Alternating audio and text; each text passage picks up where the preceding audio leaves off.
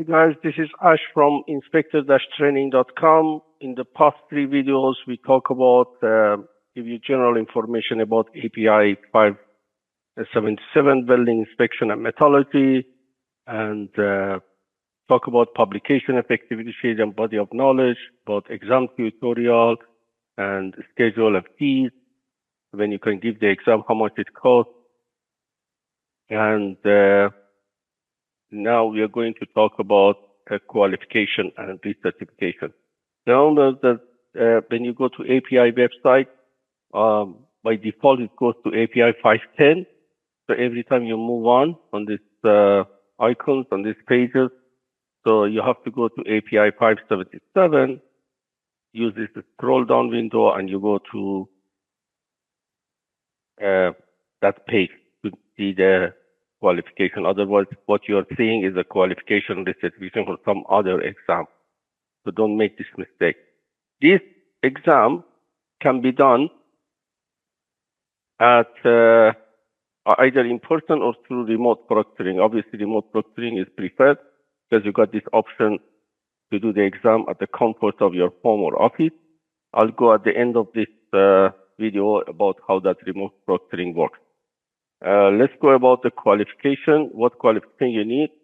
If you have any of these 4 certificates, API 510, pressure vessel 570, piping inspector, and 653 storage tank inspector, you're automatically qualified to do the exam. If you don't have that, then you need to have a combination of experience and education that the experience have gained through the last 10 years.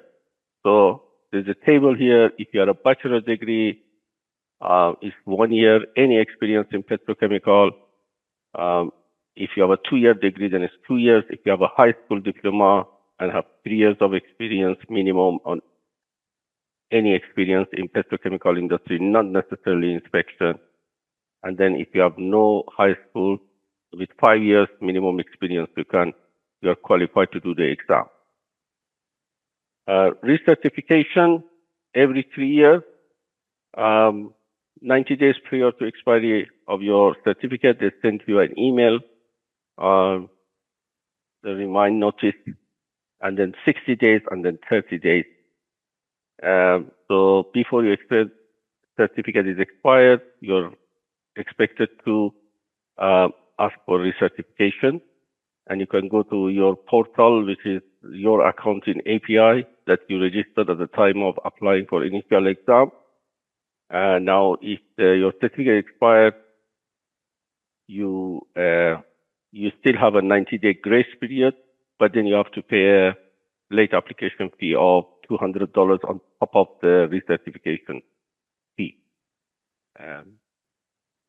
Over 90 days, cannot recertify over 90 days of that grace period upon expiry of your certificate, because certificate is 3 years valid only. Every 3 years you have to recertify. You are not allowed to recertify, so you have to again make a new application, pay the full fee, and attend the full exam, the initial exam that you did before. Now let's go and see what is this prometric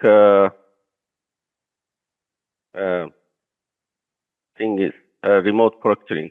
So when you go in person, there are videos there. We have in our website videos about what to expect during the exam day at the Prometric Test Center.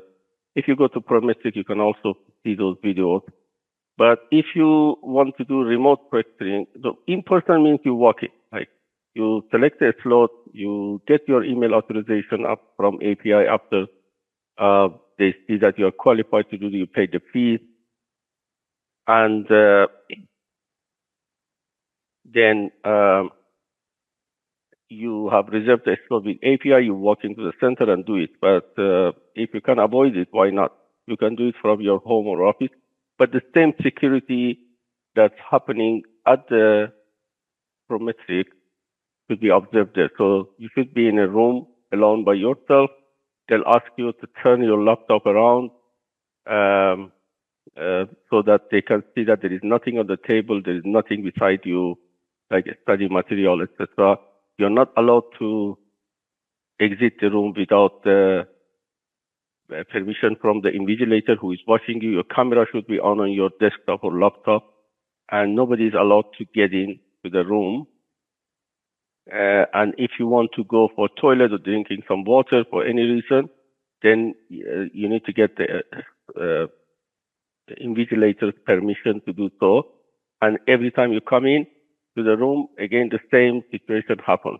Now remember that if you go to toilet or go out of the exam room, that say in this case in your room at home or office, the same security thing happens. Check happens. You have to show the ID. You keep it in front of the camera, so they need to check your face against your government issued photo ID, which can be a license, driving license, or a passport, or so forth. They ask you some security questions. They ask you to show them your glasses. They ask them to remove the contents of your pocket, so there is nothing there you're hiding. So the same security check, but it's a remote way is done. So you can see the remote thing here, how the remote is done, and do all this.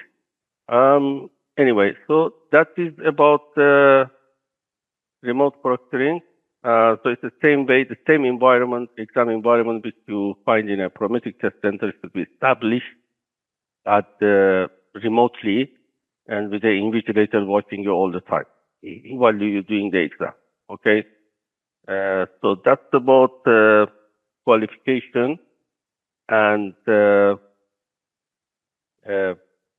examination and remote proctoring. The next one is recertification. So every 3 years, as I talked, you have to recertify yourself. You have to go to your ICP portal and meet the requirements and all that. So that's the end of this part of the video. On next part, we'll talk about how to apply for this exam. Thank you.